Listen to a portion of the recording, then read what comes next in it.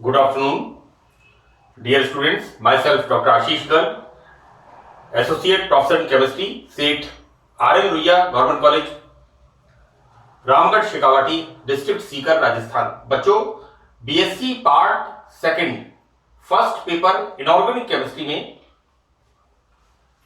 हमने topic start किया है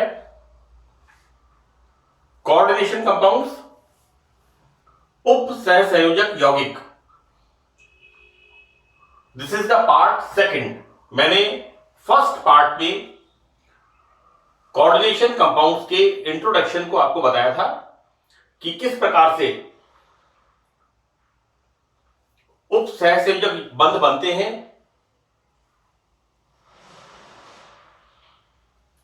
द्विक लवण, डबल सॉल्ट्स एवं कॉम्प्लेक्स सॉल्ट्स, यानी किस प्रकार से कॉम्प्लेक्सेस का फॉर्मेशन होता है। बच्चों, इस पार्ट के अंदर हम स्टार्ट करेंगे कोऑर्डिनेशन कंपाउंड्स की स्टडी किस प्रकार से शुरू हुई। राइट, यहां देखिए एक सिद्धांत है, वर्नर का सिद्धांत। This is Werner's theory. Werner is a Swiss scientist. नाम था इनका एल्फ्रेड वर्नर। एक स्विस केमिस्ट थे, रसायनज्ञ थे, जिन्होंने कोऑर्डिनेशन यौगिकों के अंदर बॉन्ड्स को समझाने के लिए एक बहुत ही महत्वपूर्ण भूमिका अदा की। और ये जो सिद्धांत था वर्नर ने, ये 1892 में कॉम्प्लेक्सेस में बॉन्ड्स की नेचर की, जो कॉम्प्लेक्स कंपाउंड्स होते हैं उनके अंदर किस प्रकार से बॉन्ड्स फॉर्म होते हैं, इनकी प्रकृति, इनकी नेचर क्या होती है, इस बात को इन्होंने डिटेल में समझाया। बच्चों, जब भी कोऑर्डिनेशन केमिस्ट्री की बात आती है तो सबसे पहले हम कोऑर्डिनेशन केमिस्ट्री के जो बॉन्ड्स हैं और उनकी नेचर है, उसके लिए हम वर्नर के सिद्धांत को जरूर अध्ययन करते हैं। एक्चुअली यहां पर एल्फ्रेड वर्नर को कोऑर्डिनेशन कंपाउंड की बॉन्डिंग को समझाने के लिए 1913 में 1913 में नोबेल प्राइज मिला। राइट, वर्नर का सिद्धांत दिया था 1892 और 1993 में एल्फ्रेड वर्नर को कोऑर्डिनेशन कंपाउंड्स में बॉन्ड्स या कोऑर्डिनेशन कंपाउंड्स में बॉन्ड्स की नेचर को समझाने के लिए कोऑर्डिनेशन केमिस्ट्री में बहुत ही उत्कृष्ट कार्य के लिए नोबेल प्राइज से सम्मानित किया गया 1913 में। एक्चुअली वर्नर ने बताया कि जो मेटल कॉम्प्लेक्सेस होते हैं उनमें मेटल आयन दो प्रकार की वैलेंसीज प्रदर्शित करता है। राइट, जो वर्नर के सिद्धांत का बेसिस है, वो बेसिस ये है। वैसे मैं आपको एक बात बता दूं बच्चों कि वर्नर का सिद्धांत सीबीएसई और राजस्थान बोर्ड के 12th स्टैंडर्ड में भी शॉर्ट में दिया हुआ है। तो ऐसा नहीं है कि ये आपकी जो 14th क्लास है इसमें आप पहली बार इसको पढ़ रहे हैं। वर्नर ने बताया कि जो कॉम्प्लेक्स होते हैं उनमें, जो कॉम्प्लेक्सेस में मेटल्स होती हैं बच्चों, जटिल आयन, जो संकुल आयन होते हैं या कॉम्प्लेक्सेस होते हैं, कॉम्प्लेक्सेस के अंदर दो प्रकार की वैलेंसीज। पहली वैलेंसी इसमें है प्राइमरी वैलेंसी। बच्चों, इसकी प्राइमरी वैलेंसी की ये पहली लाइन बहुत इंपॉर्टेंट है। ये कैसी होती है? नॉन डायरेक्शनल, अदिशात्मक, एक बात। और दूसरा आयनिक प्रकृति की होती है। ये लाइन बहुत इंपॉर्टेंट है। वर्नर ने कॉम्प्लेक्सेस में जो मेटल होती है उसके अंदर धातु आयन में दो प्रकार की वैलेंसीज को एक्सप्लेन किया, समझाया। पहली वैलेंसी इसमें होती है प्राइमरी वैलेंसी। राइट, और ये प्राथमिक संयोजकता अदिशात्मक, नॉन डायरेक्शनल एवं आयनिक प्रकृति की होती है। बच्चों, यहां पर ये संकुल वर्नर के सिद्धांत से ये संकुल धनायन के रूप में होते हैं। राइट, मैं आपको फिर एक बार रिपीट कर रहा हूं कि कॉम्प्लेक्सेस धनायन के रूप में होते हैं, क्योंकि वर्नर ने जो एग्जाम्पल लिया था वो एग्जाम्पल लिया था कोबाल्ट क्लोराइड और अमोनिया के भिन्न भिन्न कॉम्प्लेक्सेस का। यहां पर वर्नर ने जो अपना सिद्धांत दिया था वो यहां पर एग्जाम्पल लिया था कोबाल्ट ट्राइक्लोराइड और अमोनिया। इसके उसने अलग अलग रेशो में विभिन्न प्रकार के संकुल बनाए और इन संकुलों की नेचर को समझाया। राइट, मैं आपको एक बात फिर बता रहा हूं यहां पर कि ये जो मैं आपको बता रहा हूं कि साधारणतः संकुल धनायन के रूप में होते हैं। राइट, ये वर्नर ने बताया था शुरू में कि जो कॉम्प्लेक्सेस होते हैं, ये complexes, this is the complex, हम क्या बोलेंगे इसे, CONH3 होल 6 3+। राइट, तो यहां पर साधारणतः संकुल धनायन के रूप में होते हैं एवं इन पर उपस्थित आवेशों की संख्या प्राइमरी वैलेंसी के बराबर होती है। बच्चों यहां पर ये जो चार्ज है 3+, यहां पर हमने लगाया 3-, तो this is the primary valency, this is the secondary valency. मैं इसको आपको आगे स्पष्ट करूंगा, लेकिन मैं आपको यह बता रहा हूं यहां पर कि संकुल के ऊपर जो चार्ज होता है उसके बराबर यहां पर प्राथमिक संयोजकता की संख्या होती है। बच्चों प्राइमरी वैलेंसी ऋणावेश द्वारा संतुष्ट होती है, क्योंकि वर्नर ने जो कंपाउंड लिया था वो लिया था COCl3 प्लस NH3, और इन दोनों COCl3 और NH3 के को भिन्न भिन्न अनुपात में मिलाकर के अलग प्रकार के A, B, C, D, E 5 प्रकार के अलग अलग, मैं आपको इसको आगे एक्सप्लेन करूंगा, लेकिन ये जो मैं आपको बता रहा हूं ये वर्नर के सिद्धांत में है कि प्राइमरी वैलेंसी ऋणावेश द्वारा संतुष्ट होती है, इससे धातु परमाणु की ऑक्सीडेशन नंबर की जानकारी मिलती है। राइट, मैं आपको एक बात बता दूं कि जैसा मैंने आपको बताया कि यहां पर मेटल की ऑक्सीडेशन स्टेट, बच्चों 1 2 3 4 5 6, यहां पर 6 अमोनिया। अमोनिया कैसा है, न्यूट्रल लिगेंड। राइट, और इस संकुल के ऊपर चार्ज कितना है, +3। ये क्या इंडिकेट करता है कि कोबाल्ट की ऑक्सीडेशन स्टेट कितनी है, +3। एक बात, दूसरी बात, इस संकुल के ऊपर जिसको हमने बड़े कोष्टक में लिखा है इसके ऊपर चार्ज है 3+। राइट, और यहां पर इस 3+ को बैलेंस करने के लिए, बैलेंस करने के लिए हमने यहां पर 3 क्लोराइड, तो ये 3 क्लोराइड क्या बता रहे हैं कि कोबाल्ट की ऑक्सीडेशन स्टेट कितना है, +3। तो बच्चों यहां पर धातु परमाणु की ऑक्सीकरण संख्या की जानकारी मिलती है। दूसरा बच्चों इसमें होती है सेकेंडरी वैलेंसी। देखो बेटा ऐसा है, एक तो मैं आपको क्लियर कर दूं कि यहां पर ये जो वैलेंसी है ये वैलेंसी है सेकेंडरी वैलेंसी, और ये वैलेंसी होती है प्राइमरी वैलेंसी। देखो मैंने इसको यहां पर बताया है कि जो डार्क लाइन से वैलेंसी है, ये डार्क लाइन वाली वैलेंसी कौन सी है, सेकेंडरी वैलेंसी, और जो डॉटेड लाइन वाली है, ये डॉटेड लाइन वाली वैलेंसी कौन सी है, प्राइमरी वैलेंसी, क्योंकि ये कैसी है, नॉन डायरेक्शनल, अदिशात्मक। और यहां पर ये 1 2 3 ये तीनों Cl, बच्चों C, this is the primary valency, this is the secondary valency, ये तीनों Cl यहां पर आयनित होते हैं।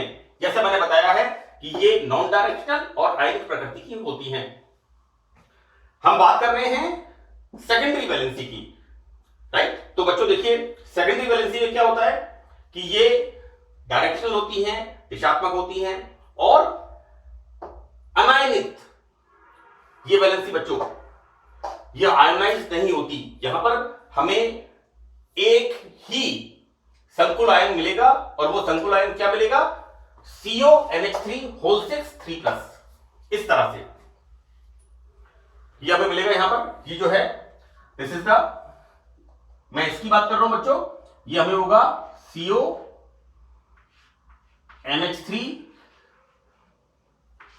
होल 6 3+, ये आयन हमें मिलता है, और यहां पर Cl3। तो ये वैलेंसी कैसी होती है, ये आयनित नहीं होती है, right, this is non ionised, अनायनित होती है ये संयोजक। ये अब सेकंड थिंग, ये किस तरह का बॉन्ड फॉर्म कर रहे हैं, ये बॉन्ड फॉर्म कर रहे हैं कोऑर्डिनेट बॉन्ड, जैसा मैंने आपको NH3BF3 में बताया था, राइट। तो ये बच्चों यहां पर इनकी नेचर कैसी होती है, कोवलेंट नेचर। वास्तव में सेकेंडरी वैलेंसी लिगेंड्स की संख्या होती है जो कि धातु आयन के साथ सहसंयोजक बंध बनाते हैं, राइट, क्योंकि उप सहसंयोजक बंध भी एक प्रकार का कोवलेंट बॉन्ड है, कोऑर्डिनेट बॉन्ड भी एक प्रकार का कोवलेंट बॉन्ड है, और इसको हम कहते हैं उप सहसंयोजक संख्या।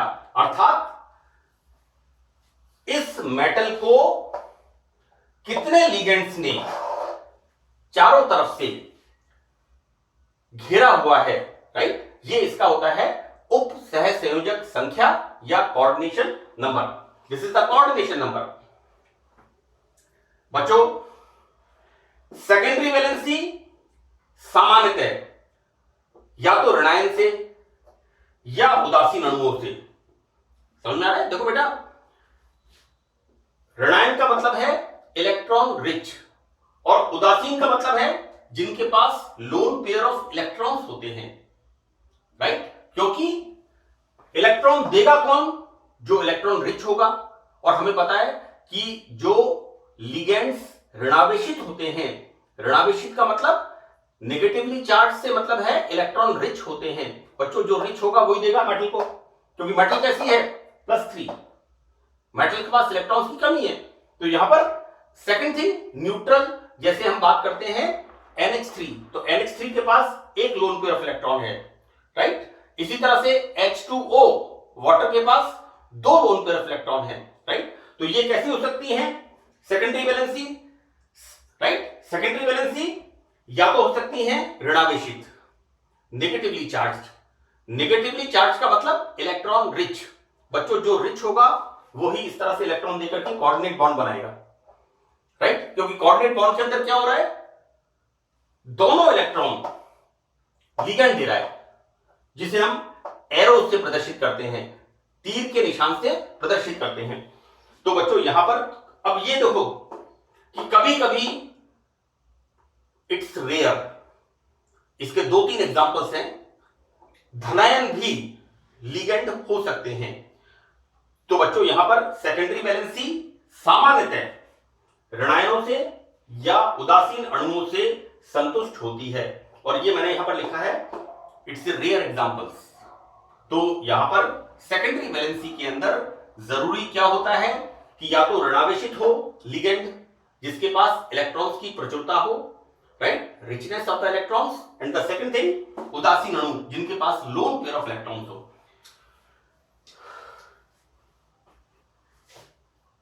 ये देखिए यहां पर एक बहुत महत्वपूर्ण बात है कि किसी भी धातु के लिए सेकेंडरी वैलेंसी का मान निश्चित होता है, राइट। जैसा मैंने मेरे फर्स्ट लेक्चर में कहा था कि कोऑर्डिनेशन नंबर 4, और कोऑर्डिनेशन नंबर 4 का मतलब 2 पॉसिबिलिटीज हैं।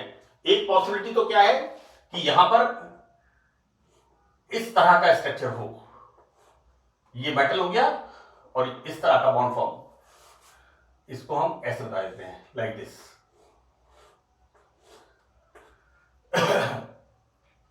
This is the metal and it will form bond like this. This is the square planar. यहां पर 1 2 3 4, तो एक स्थिति तो ऐसी हो। दूसरा कैसी स्थिति हो, दूसरा सी, हम इसकी बात करें 1 2 3 और 4। यहां पर एक लिगेंड, दूसरा लिगेंड, ये तीसरा लिगेंड और यहां पर बच्चों ये चौथा लिगेंड। ये स्ट्रक्चर कैसा हो गया? टेट्राहेड्रल, चतुष्फलकीय। तो मैंने बात की थी कोऑर्डिनेशन नंबर 4। कोऑर्डिनेशन नंबर 4 का मतलब या तो स्क्वायर प्लिनर और या फिर टेट्राहेड्रल, राइट। कोऑर्डिनेशन नंबर 6, तो कोऑर्डिनेशन नंबर 6 में क्या होगा? ऑक्टाहेड्रल। देखो इसके अंदर बच्चों आप ये देखो, ये एक, right, this is the square planar bipyramidal octahedral structure. इस तरह से सी, एक लिगेंड, दो लिगेंड, तीन लिगेंड, चार लिगेंड, पांच लिगेंड, राइट, और ये वाला छठा ligand, like this.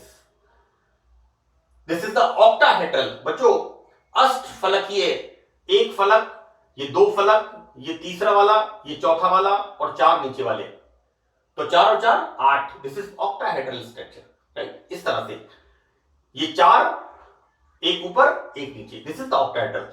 And the next is the coordination number 8, that is cubical. जैसे हमारा चौक का डिब्बा होता है, सी, हम इसकी बात करें यहां पर बच्चों, यहां पर क्या हो रहा है? इसके अंदर 1 2, ये तीसरा, ये चौथा, ये 5 6 7 और 8 और इसके बीच में मेटल, राइट। तो commonly coordination number 4, coordination number 6 and coordination number 8, ठीक है। तो बच्चों देखिए आगे हम देखते हैं इसके अंदर कि सेकेंडरी वैलेंसी का मान निश्चित होता है। अब देखो बेटा, सेकेंडरी वैलेंसी के लिए हमने क्या कहा है? दीज आर द डायरेक्शनल, दिशात्मक होती हैं।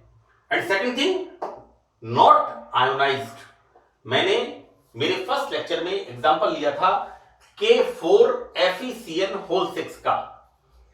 वहां पर मैंने ये बताया था कि पोटेशियम आयन K+ और बड़े ब्रैकेट में बताया था FeCN6 4-। मैंने आपको बताया था कि what example I'm giving here,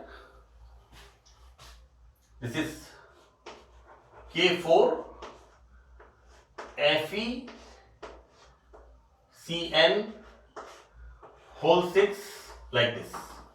यहां पर ये जो बड़े ब्रैकेट में है, this is the complex FeCN6, right. तो बच्चों यहां पर हम देखते क्या हैं कि ये जो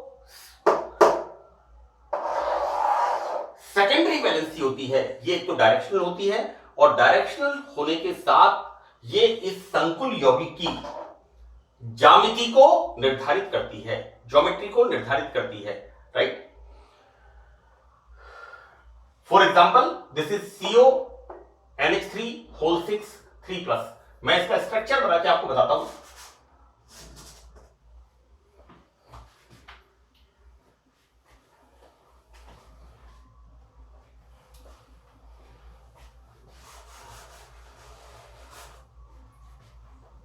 यहां पर देखिए क्या होता है, इस तरह से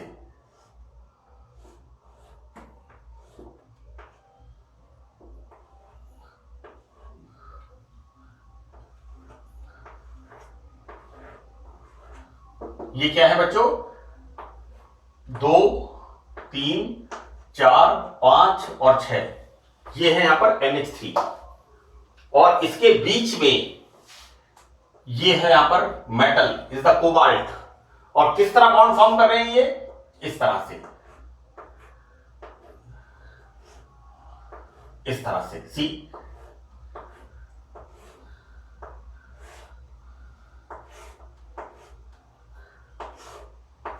इस तरह से, this is the octahedral structure. ये बनेगा अष्टफलकीय संरचना, like exactly like this. This is the octahedral structure, correct. तो बच्चों यहां पर जैसा मैंने आपको बताया कि एग्जाम्पल CO, मेटल का मतलब कोबाल्ट, 1 2 3 4 5 6, ये जो बच्चों ये गोले हैं ना, ये गोले क्या हैं? ये जो खाली एम्प्टी राउंड्स हैं, ये जो खाली गोले हैं, ये गोले क्या प्रदर्शित करते हैं? NH3 को प्रदर्शित कर रहे हैं। This is the octahedral structure. तो बच्चों यहां पर सेकेंडरी वैलेंसी डायरेक्शनल होती है, दिशात्मक होती है, इसलिए ये सेकेंडरी वैलेंसी कॉम्प्लेक्स की ज्यामिति को निर्धारित करती है, राइट। और आगे मैंने लिखा है कि इसीलिए ये कंपाउंड स्टीरियो आइसोमेरिज्म, त्रिविम समावयवता, मैं त्रिविम समावयवता को आगे पढ़ाऊंगा, प्रदर्शित करते हैं। वर्नर ने क्या किया, कोबाल्ट ट्राइक्लोराइड और अमोनिया को अलग अलग रेशो में, भिन्न भिन्न अनुपात में क्रिया करा करके अनेक संकुल यौगिक बनाए और उसमें उसने इसके आधार पर इनकी संरचना को बताया। उसने पहला कॉम्प्लेक्स क्या बनाया, पहला कॉम्प्लेक्स वर्नर ने बनाया COCl3 6NH3, इसको अपन क्या कह सकते हैं 1:6, राइट। दूसरे में क्या किया 1:5, यानी यहां पर COCl3 1 मोल है और अमोनिया यहां पर 5 मोल है। तीसरे वाले में क्या किया COCl3, लुक बेटा इट्स इंपॉर्टेंट, एक चीज यहां पर है गई है, COCl3 5NH3H2O, राइट। देखो बेटा यहां पर ये 6NH3 ये क्या इंडिकेट कर रहा है, इनको, ये मैंने इसका ए लिखा है, ए पार्ट, राइट। ये क्या इंडिकेट कर रहा है, इसको। सेकंड में हमने क्या किया है COCl3 और यहां पर लिया है 5NH3 एंड H2O। तो देखो बेटा दूसरे वाले में क्या होगा, 5 तो हैं, 1 2 3 4 5 तो यहां पर हैं NH3, ये हैं ligands and these are the secondary valency. और छठा क्या है यहां पर, water molecule. This is the second example, मैं इसको आगे आपको बताऊंगा। नेक्स्ट क्या रेशो लिया, COCl3 5NH3, इसके बाद COCl3 4NH3 और COCl3 3NH3। बच्चों यहां पर कोबाल्ट ट्राइक्लोराइड और अमोनिया की अलग अलग अनुपात में, रेशो में क्रिया करा करके वर्नर ने अलग अलग संकुल बनाए और उन संकुलों के की स्टडी करके वर्नर ने यहां पर बताया कि जो संकुल यौगिक होते हैं उसमें 2 प्रकार की वैलेंसी होती है। एक वैलेंसी होती है प्राइमरी वैलेंसी और दूसरी वैलेंसी होती है सेकेंडरी वैलेंसी। हम यहां पर देखते हैं पहला एग्जांपल ए। तो देखो बेटा COCl3 6NH3, राइट। अब यहां पर इससे जो कॉम्प्लेक्स बनता है, राइट, ये जो कॉम्प्लेक्स है this is the complex CO, ये वाला कॉम्प्लेक्स है बच्चों, यहां पर CONH3 Cl3, this is the complex. बेटा ये जो कॉम्प्लेक्स है ये सिल्वर नाइट्रेट के साथ जब क्रिया करता है तो हमें AgCl का अवक्षेप मिलता है और ये AgCl का अवक्षेप किस बात को इंडिकेट करता है कि इसकी इस संकुल के अंदर, इस संकुल से मतलब है इस अनुपात के अंदर जहां पर COCl3 का 1 मोल और NH3 के 6 मोल जब संकुल बनाते हैं तो हमें 3 मोल AgCl का अवक्षेप मिलता है। ये 3 मोल AgCl का अवक्षेप किस बात को इंडिकेट कर रहा है कि इस संकुल के अंदर, देखिए यहां पर 3 क्लोराइड आयन आयनित होते हैं और यहां पर हम क्या देखते हैं कि जो आयनिक प्रवृत्ति की है और कैसी है, नॉन डायरेक्शनल, वो कौन सी वैलेंसी है, प्राथमिक संयोजकता। तो बच्चों यहां पर स्पष्ट है कि 3 Cl एटम आयनित होते हैं, अर्थात यहां पर 3 Cl कोबाल्ट के साथ प्राथमिक संयोजकता प्राइमरी वैलेंसी से जुड़े हैं एवं 6 NH3 molecule, this is the 6 NH3 molecule secondary valency से जुड़े होते हैं। और वर्नर ने इसके स्ट्रक्चर को, ये जो हमारा COCl3 6NH3 अनुपात का जो संकुल है, कॉम्प्लेक्स है, इसके स्ट्रक्चर को इस तरह से बताया, राइट। यहां पर बड़े ब्रैकेट में ये वैलेंसी क्या शो कर रही है? सेकेंडरी वैलेंसी, जबकि ये 3Cl माइनस 3 क्लोराइड आयन ये इंडिकेट कर रहे हैं प्राइमरी वैलेंसी को। तो एक तो स्ट्रक्चर ये वाला है। दूसरा, वर्नर ने किस तरह से स्ट्रक्चर दिया? इस तरह से। देखो बेटा, ये कोबाल्ट, अब यहां पर कोबाल्ट में हम क्या देखते हैं कि अमोनिया 1 2 3 4 5 6, यहां पर ये 6 अमोनिया कोबाल्ट के साथ डार्क लाइन से, राइट। ये वैलेंसी कौन सी है? सेकेंडरी वैलेंसी, जो कि इस संकुल की ज्यामिति को डिसाइड करती है। और यहां पर जो डॉटेड लाइन से है, ये वैलेंसी कैसी है? आयनित होती है ना, ये स्टेबल नहीं होती। जैसे मैंने बताया आपको कि यहां पर 3AgCl का मतलब AgCl का कितना मोल मिलता है? 3 मोल। और इस बात को प्रमाणित करता है कि यहां पर 3 Cl एटम आयनित होते हैं, राइट। तो यहां पर ये स्ट्रक्चर वर्नर ने दिया, वर्नर ने इस संरचना को दिया और साथ में इसको बताया, राइट।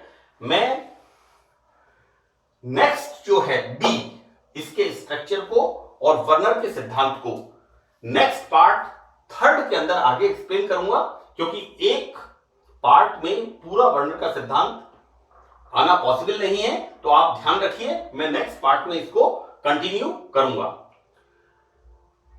एक बात मैं और रिपीट कर दूं यहां पर कि सबसे पहली बात, वर्नर ने कोऑर्डिनेशन केमिस्ट्री के लिए यह सिद्धांत दिया 1892, और एल्फ्रेड वर्नर को, जो कि एक स्विस केमिस्ट था, साइंटिस्ट था, उसको 1913 में नोबेल प्राइज मिला कोऑर्डिनेशन कंपाउंड्स में बॉन्डिंग की नेचर को एक्सप्लेन करने के लिए, राइट। इस बात को आप अच्छी तरह से ध्यान रखिए, यह सवाल जनरल नॉलेज का भी है। और वर्नर का सिद्धांत हम हमेशा जब भी कोऑर्डिनेशन केमिस्ट्री शुरू करते हैं तो बिना वर्नर के सिद्धांत को पढ़े हम आगे नहीं बढ़ते, राइट। मुझे उम्मीद है बच्चों, ये मैंने स्टार्ट किया है कोऑर्डिनेशन कंपाउंड, ये आपको समझ में अच्छी तरह आएगा। Thank you.